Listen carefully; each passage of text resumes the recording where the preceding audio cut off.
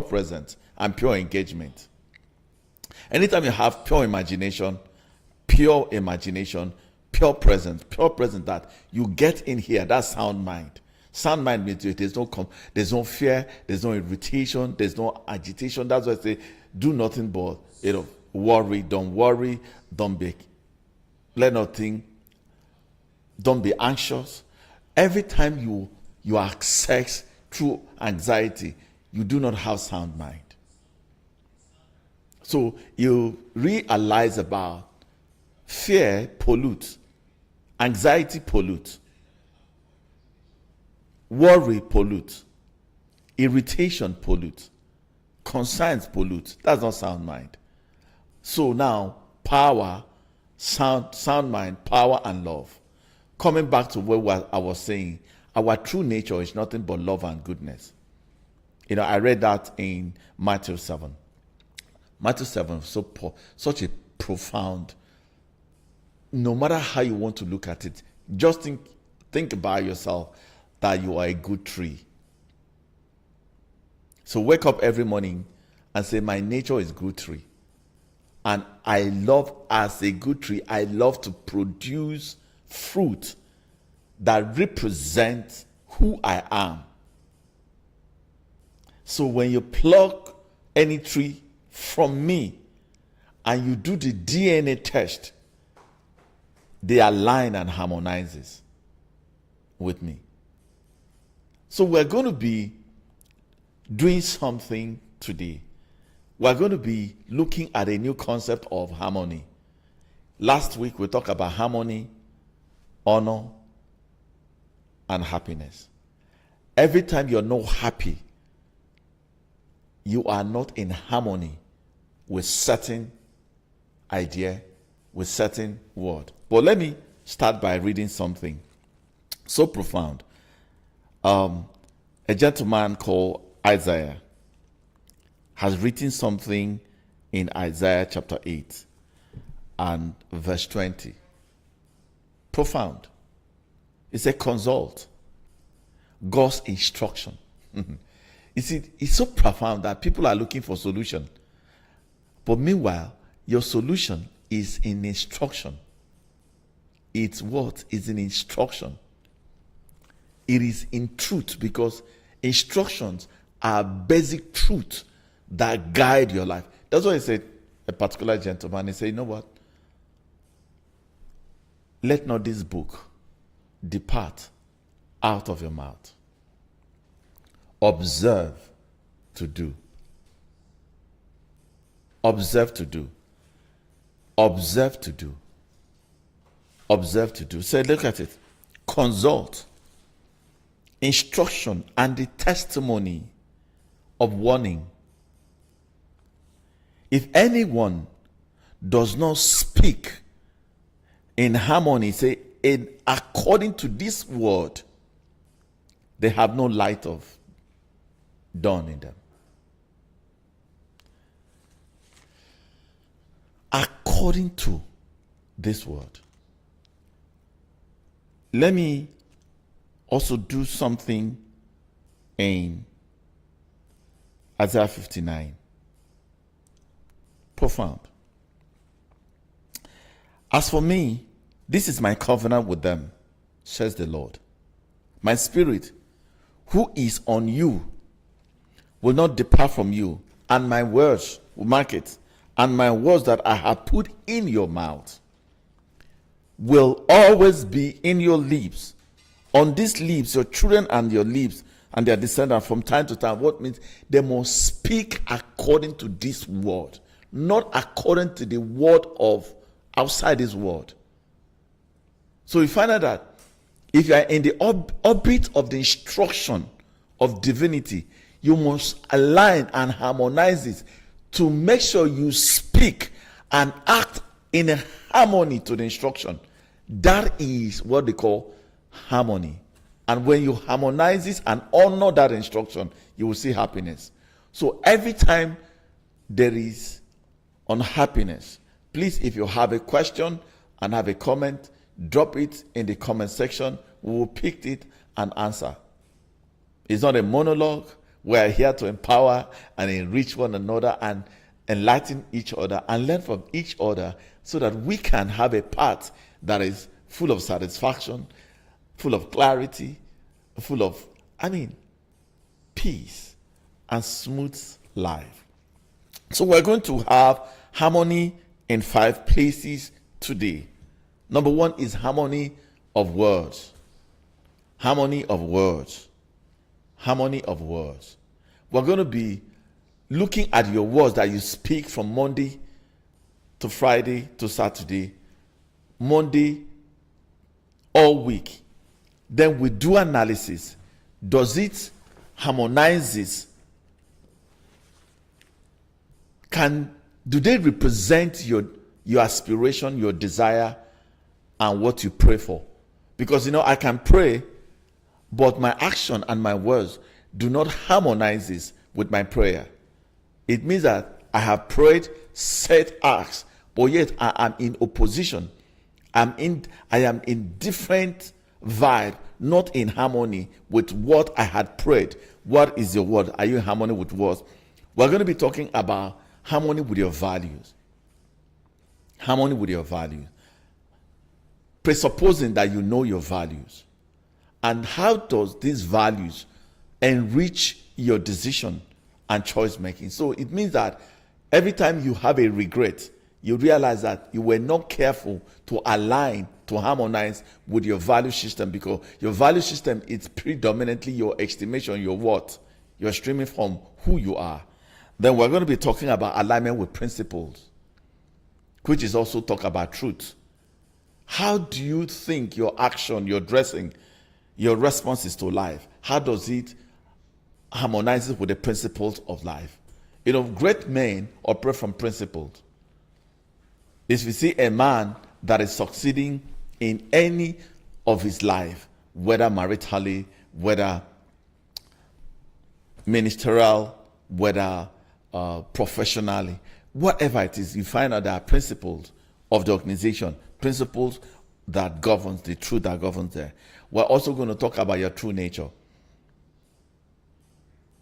And we're going to talk about your identity. Scripture said, a good name is better than silver and gold. So we're going to be expounding this. Let's start from the true nature. Presuppose that we are all not on the same level, because life is a realization, and majority of what we should do is by revelational knowledge. Honestly, the 5 ways we are led in life. We're led by divinity. That's what we talk about. As many as led by the Spirit of God. And it said, the word I give unto you, they are spirit and they are life. So what word governs your day to day? What word governs your sleeping? Your sleep, whether you sleep well. What word governs your eating habit? What word governs your honor? What word governs your professional conduct? People go to work and have no governing word that governs them. They speak differently. They don't understand their true nature. What is the true nature? Have you asked yourself what's the true nature? And I think it's only human species that do not really understand their true nature. Actually, what do you mean true nature? You see, conflicts of life, when people struggle really, conflict to nature. I tell you, onion knows its boundaries. First of all, they understand who they are, accept this is who they are. So they are not in competition. So they are not going to feel inferior. How you know you have stepped into your true nature? You will never feel inferior to anybody. You can admire their concept and their attainment and all that. You will transport their virtue to your nature in order to flow. And you're not going to be in competition with anybody. You're in competition with yourself. That's a man that knows his true nature. You will never be intimidated by life, because the tree understand their true nature. Now, what happened is that they are not afraid of the wind. They understand how to blend with the wind. They understand how to flow with the wind. They understand rent, they understand utilize their yen. You see, they are not distorted by circumstances around them, but they utilize the circumstance around them to their own advantage. They are not affected by the sun. The intensity of the sun will have a good effect. They utilize, they consume it in their own effect. In the night, they understand rest. They also understand the time, a season when they have to let go of their leaves, and they are never worried because they have no sufficient, probably they call it at the moment, we call it a place of retrospect, like a place of reflection, a place of rest, a place of vacuum, a place of void. And that void is a place where they have to go internally to renew who they are, and by unleash every attachment. And that's why attachment is the suffering, because they know their true nature. If you know your true nature, trust me, you can't struggle. So when I say people that are struggling, it's like almost anti. I don't struggle to be kind. I'm not foolish, but I don't struggle. I don't struggle to honor people. I don't struggle to respect people. I don't struggle to find an order. I mean, like naturally, if I get into an airport and I see, I was giving an example. I went to a particular bank, and by shared dressing, you can dictate this guy day in a certain level of customer. But my nature is not to judge situation. My nature is to situation for my own advantage. So I got into the bank, and some simple thing I wanted to do, and really that's what we call personal banking could have just come in effect. But because it's a bank that I'm not really utilized so much, and I didn't even know my account officer, but I had to key in naturally. I find the order of life. That's how it is. You are not bothered about who is there or not there. That's a nature. Okay? That's a nature that works. It just flew. So I stood on the line and I was waiting. Of course, I knew I was time pressed, but I need to do, because that's the order. But other people say, hey, how can I stand on this line? You're not in your nature. Your nature will humble you. Your nature will empty you. That's a place of emptiness. Territorial. They are not universal. If your title in your office as managing director, you go to another office, you are a visitor, and that's the level. And so most people who don't understand this find it, do you know who I am? I don't know who you are, Sama. And nature won't ask. Nature is stable, has peace, comfortable with yourself. You will know you will grow. If our nature knows that you will grow, how do I say, I'm planted in the court of the Lord, I will flourish, I will thrive. I read something that changed it.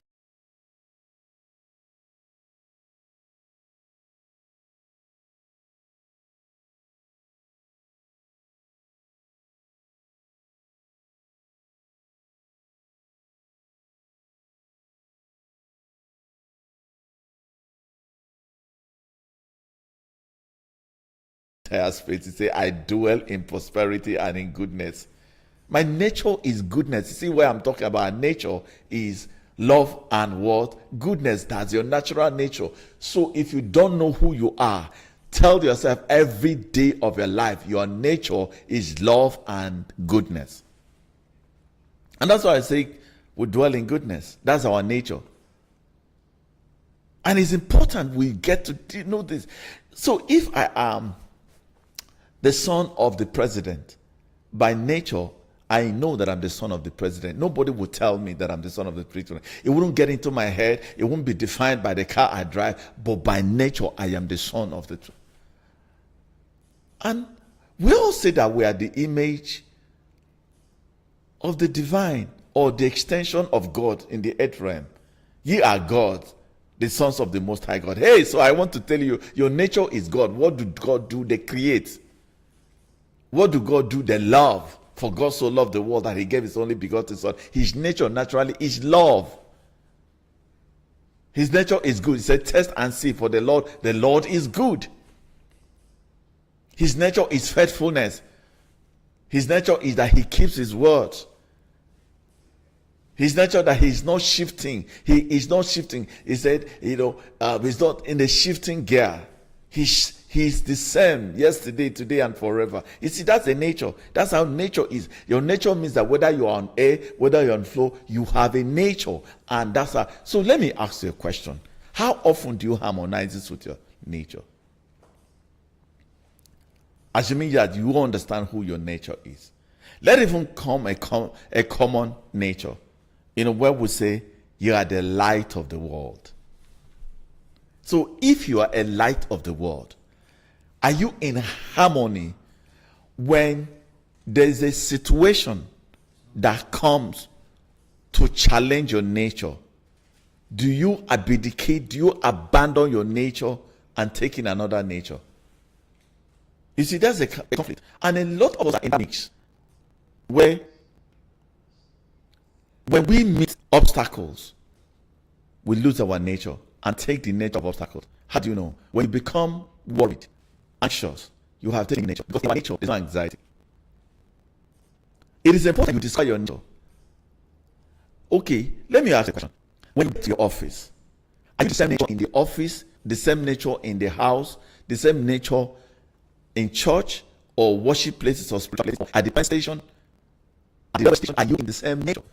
Let's say your nature is calmness, really, and you see a behavior that does not align to your preference or to your nature. Do you get upset, angry? Do you become judgmental? Do you become so displeased that you lose your nature? What's your true nature? When you dress, does it reflect your true nature? When you move out of town where you are not known, can you live in harmony with nature? Because sometimes I watch people who say they are light, and honestly, I can't find light attribute. We can't find the light. I think it's why do people take one-way traffic? Meanwhile, the law has demarcated. The whole system has been demarcated. Now you say, oh, I'm in a hurry. You take a different, but you're a light. Are you operating from your nature? Let's assume that your nature is mercy. Ask yourself a question. Do you let go and do you forgive? And forgiveness is not even about odd. It's about forgiving yourself, for instance. What is your true nature? Friends, we need to find out your nature. That's where life is. What if my true nature is to create wealth? Do you think I will struggle in the face of lack? Let me give you an instance.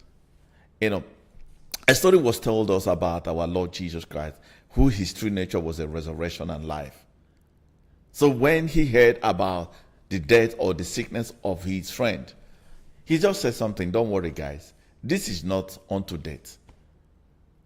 You see, he was interpreting from his nature. He was defining from his nature. He was relating the story from his nature.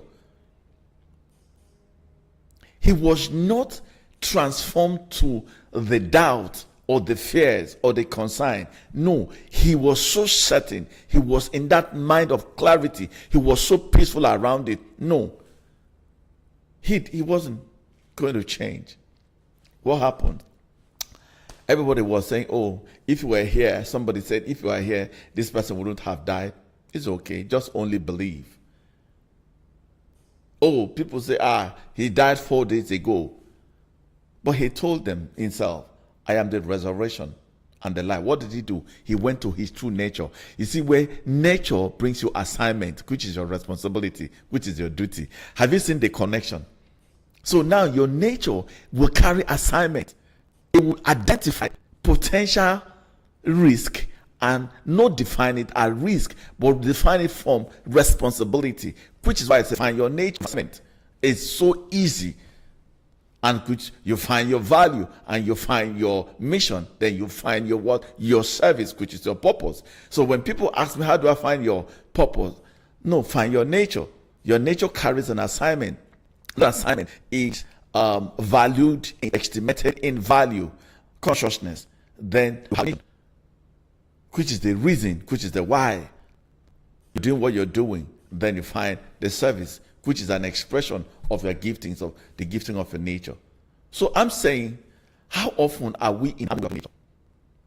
And that's the shortcut to life. Of all that you're seeking for, find your nature. It's so easy. When you talk about effortless living, it is because you're never going to be in a hurry, because naturally you had been prepared, you had been pre-planned, prepositioned to flow out of your nature. So I'm saying here, find your nature and be in harmony with your nature, no matter the circumstance, and will never change. It's when they were in confusion of lack, he just said, come on, what do you have? I think I'm a multiplier. Because you recall, in the first instance, he blessed them, which means they are blessed, and multiplied them. So I'm a multiplier. I'm a multiplier. I wake up as I'm a multiplier. Give me an assignment, I will multiply it. The same thing happened to a guy called Jacob. He understood who he was. And his in-law said, by divinity, I know that since you step in, your nature have advanced me. Because nature advances. Nature advances. So, I beg you, boss, let's identify nature. What it does, nature gives you identity. That's why a tree is a tree. And in that tree,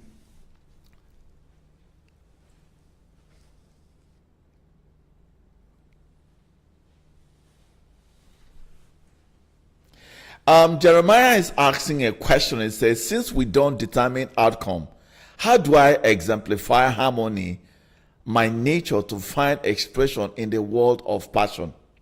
Thank you, Mr. Jeremiah. I like to let us know that outcome is a gift, because they are what we call within your control and outside your control.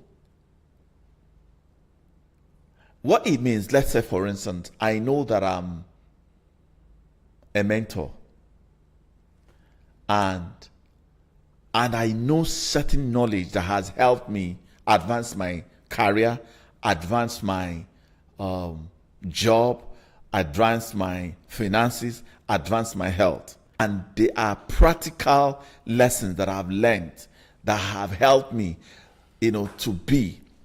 So I now create a platform for people, for me to express my giftings to them. I will lead them to the stream and do the best I can, like I'm doing here, right? I'm finding my expression. I'm not being paid. I'm not looking for, I don't even know how many people are connected. I don't even know, because I don't have an instrument to see whether I'm talking to myself or not.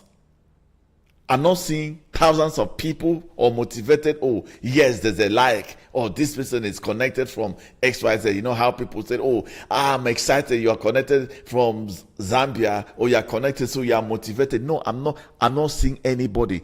I don't even know whether anybody is listening to me. So you now see, this is my nature, finding expression with passion, and I don't know the outcome. I never can tell. I mean, I can give you an example, Mr. Jeremiah. Thank you for asking this. One, I'm on radio, and on that radio, I do not see anybody. Most times I don't get a call, but I'm paying for it. I'm paying for that space. On a daily basis, I will go my research. I will prepare. I don't know whether somebody will hear, but because I live by faith and live by trust, knowing that every good gift and perfect gift come from above, knowing that every increase is from the Father. So I may not know. There are people who they know that they are gifted, and they are gifted can only function in number. And if they invite them and there's only one person in that congregation, they will go back. He said, why did you invite me? They will leave. They will never speak. In fact, when you invite them, they will ask you, how many people are you anticipating they are coming? They are controlled by outcome. They are not exercising their nature, because their nature does not count number. You will do it. I mean, I really don't know. I'm excited doing what I'm doing.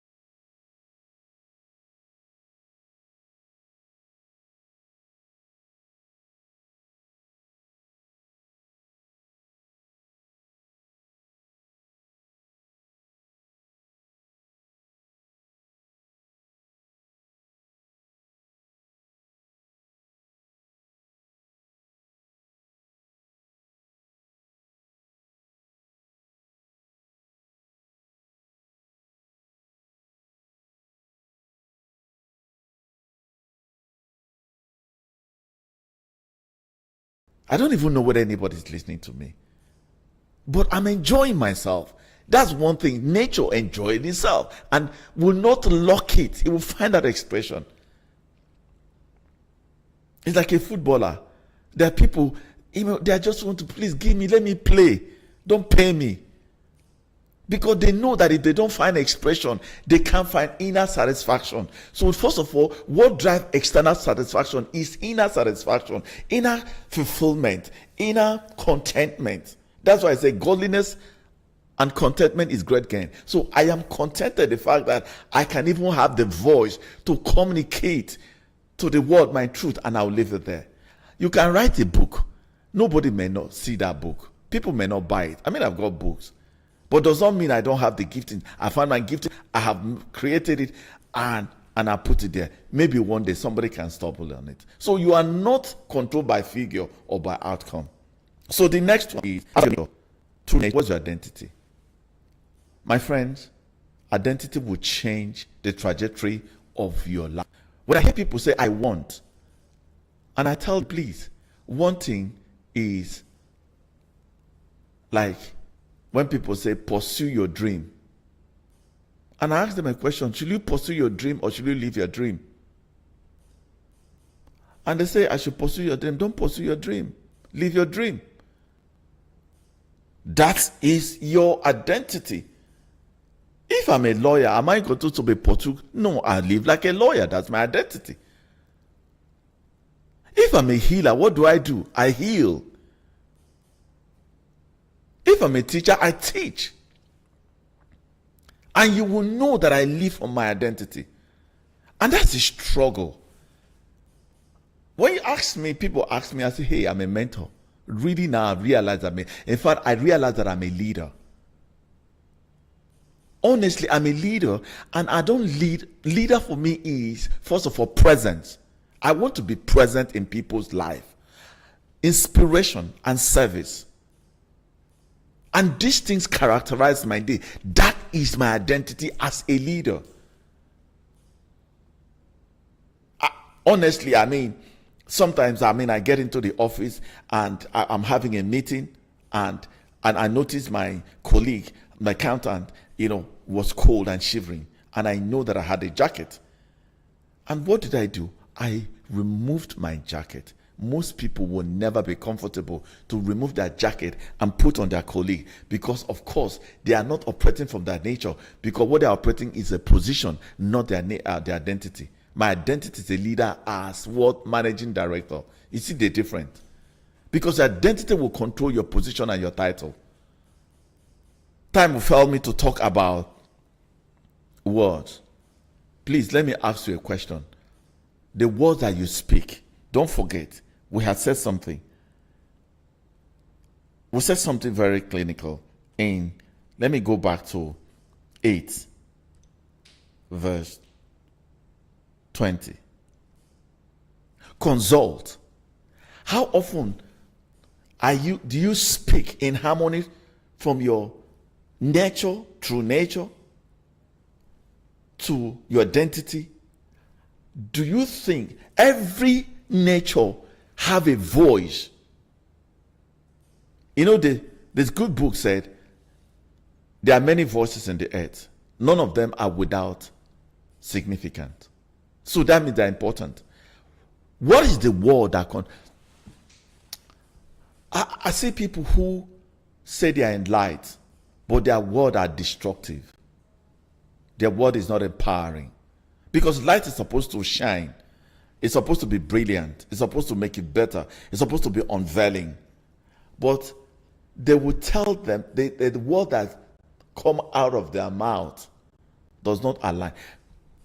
People pray and finish prayer. They come out from that throne. In few seconds, the word that they speak does not harmonizes with the prayer.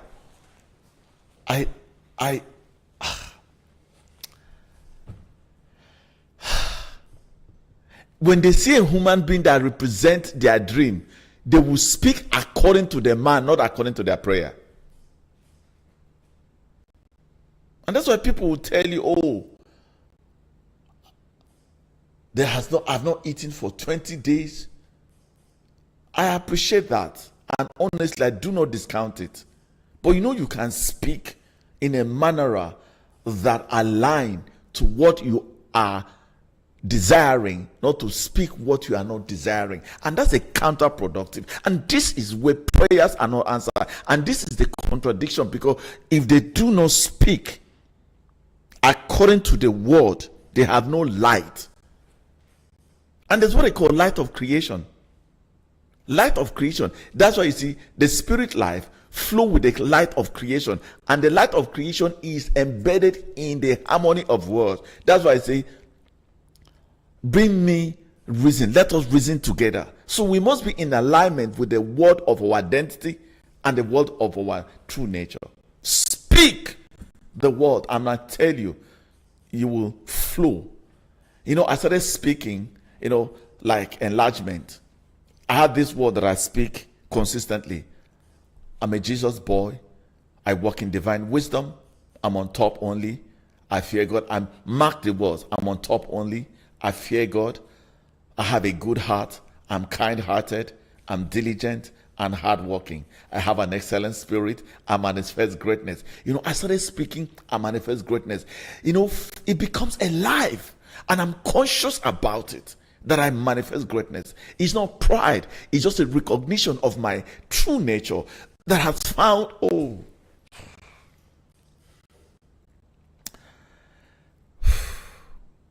this is beautiful. It's not logic. I say I manifest greatness. I am blessed of the Lord. I am blessed of the Lord. I'm a thinker. I'm a strategist. I build good culture. I have a great future. And honestly, I have seen my future. Even in my broken state. Even in my abandoned space. Even in my rejected place. I have never lost the consciousness of my words that are lying to my... You need to speak words that lead you forwards, not love that takes you backwards. What words are you speaking? I speak loving words. I speak kind words. I speak word. He said, let your word be seasoned with grace. Hey, empowered, inspiring.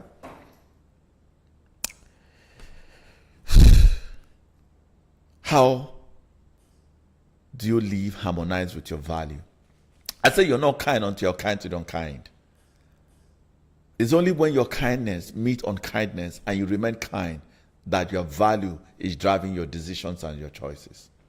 And one of the most fundamental things that has ever happened to me is to craft and identify my value. They are progressive, but I have the foundation of it. I put it on my case. I put it in my office. It's everywhere. I meditate it every day, and I'm observed around it. When I go to train station, they guide me. Patient. I know how to. It was the patient that made me stay patiently in that bank without thinking who I am, because who I am is immaterial. It's your value that is more immaterial. What happened as I was in that line, by divine orchestration, A manager walk up. Just look at me. How are you, sir?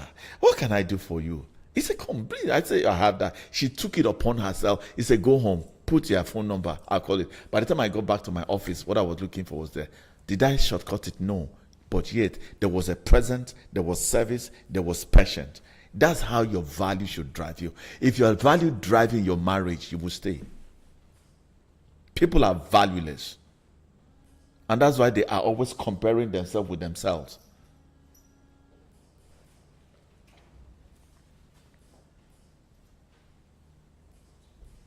I'm begging of you, understand your true nature,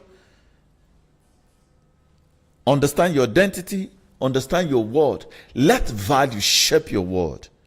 Then the final one, principles. My Marul, I love him because, I like his intellectual capacity. He was always teaching principles. Frankly, let me tell you, our major problem, even in our nation, we don't follow principles. When you get into a house and follow people who follow principle, you see progression, you see advancement, you see natural increase, you see peace, you see honor. Oh my God.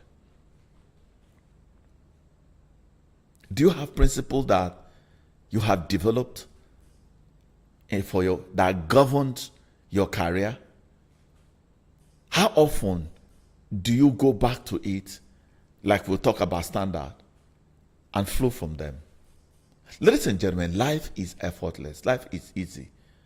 In the pain of understanding your true nature, your true identity, your true values, the true principles, and true words. The more you harmonize these things, the more your life is become more effective, more productive. You will see grace in action. You will see advancement and increase, because in harmony, honor brings you happiness. Disharmony, dishonor brings you unhappiness. I love you, and I'm committed unto this path until I found that I'm emptied completely in my assignment, because I'm driven by my assignment. I can actually, that's why when people talk about the Lord Jesus Christ, it's also a profound Lord. He didn't reject the storm. He would just say, I harmonize with you with peace. Oh my God. He said, peace be still. He wasn't going to go into any drama. Peace be still. That means I'm in harmony with you. I have become one with you. And they will respect it. The rejection, the resentment is an indication of powerlessness, of fearfulness, of helplessness and weakness. When you are embodied true power, you can tread and say yes to any opposing, irritating life and never alter your true nature.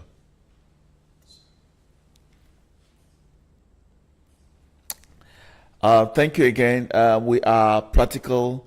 What are the practical steps to emptiness? What are the practical steps to emptiness? Thank you so much for bringing this question, emptiness. I love that. The practical place to emptiness, let me give you a background of it. There is a scripture that shows that emptiness. It's in Matthew chapter 5, I think it's 6 or 5. It says, blessed are the meek, for they shall possess everything. What it means, emptiness. The first step is to recognize that, number one, you are essence. Essence, that you are a spirit. And spirit do not have form. Spirit is formless. And that's why you say a child of God or is like a spirit that do not know where it's coming. They do not have a hold. Once you have attachment to anything, emotion, to possession, to title, to anything, you are hooked. You have taken a form. When you say, I am angry, you are not emptying out. When you say, I am weak, you have put a construction of certain weakness into being. So you see, you are an essence. Then who are you again? You are meaning. It is not life that gives you meaning. Once life gives you meaning, you have taken a form. It's like, say, they rejected me. They didn't reject you. It is the meaning that you gave to their action that had possessed you. So that's why you get angry. Now there's an expression of an emotion. So what do I mean? So let me give you instance, for instance. If I go anywhere, I don't say I'm the managing director of this XYZ. No, I am Patrick Uduma, neutral. Neutrality. Let me explain it. Most times I go somewhere, they greet me, sir. If they continue to greet me, sir, because I dress in a certain way, I will empty the dress that I have and I wear something that do not represent sir. I want to know whether the sir is to me or to the cloth. That's emptiness. Emptiness is something like, you have heard that men cross their seat and watch their wives make meals in the kitchen day in and day out. No, emptiness means I step out of that boundary of confinement of opinion, societal opinion, and strip myself of my husband's title and move into the kitchen and make that meal and serve my wife. That's emptiness.